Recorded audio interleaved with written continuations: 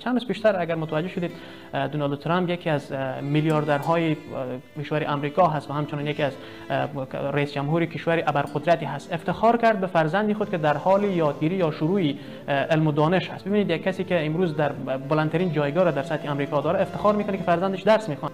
دائم ژاپن مد نظر میگیریم که ژاپن چقدر تغییر کرد، زحمت کشیدن، تلاش کردن. مثلا هالند را وقتی بریم بررسی بکنیم، بعد از آمریکا آمد گفت که ما به نام پروژه های مارشال داشت که میخواستن کمک و همکاری کنن تا کشور هالند رشد بکنه. گفتن که ما روی بحث های اقتصادی میایم سرمایه گذاری میکنیم، ولی خودی مردم هالند به این فکر بودن که بیایید ما بیشتری این پروژه‌ای که به نام پروژه مارشال هست این روی علم و دانش و تهدابی علمی سرمایه گذاری بکنیم که بعد از 40 سال بهترین دستاورد اونا داشتن از علم و دانش اونا کسب کردن. آیا این علم منجر به ثروت میشه و یا هم اگر ما درس بخونیم چی درد به زندگی ما میخوره؟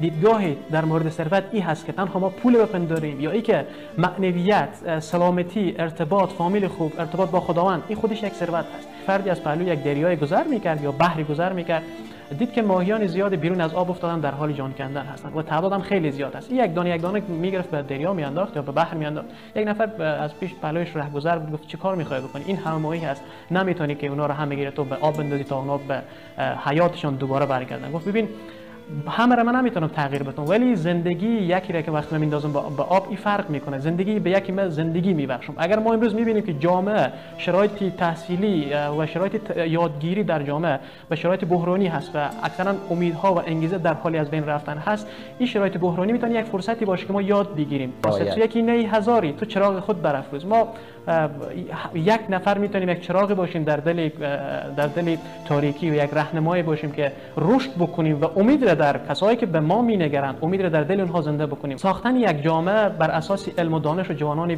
با انرژی مثبت و قوی هست که بنیاد جامعه را میتونن تحول بدن و بسازن. پس ما نباید ناامید بشیم. قطعا زندگی مشکلات و دشواری‌های خود داره، ولی باید از این لابلای چالش ها ما فرصت ها را پیدا بکنیم، فرصت ها را دنبال بکنیم و حتی اگر شکست هم میخوریم با دشواری ها هم ما روبرو میشیم باید ما ادامه بدیم. خداوند تبارک و تعالی میفرمایند اعوذ بالله من الشیطان الرجیم ان مع العسر یسرا، یعنی همراه سختی آسانی هست. نگفته که همراه آسانی هست. وقتی ما یک طفل در گهواره میبینیم که وقتی گهواره حرکت میکنه و او طفل آرام هست، وقتی گهواره آرام میشه طفل به سر صدا و گریان میشه.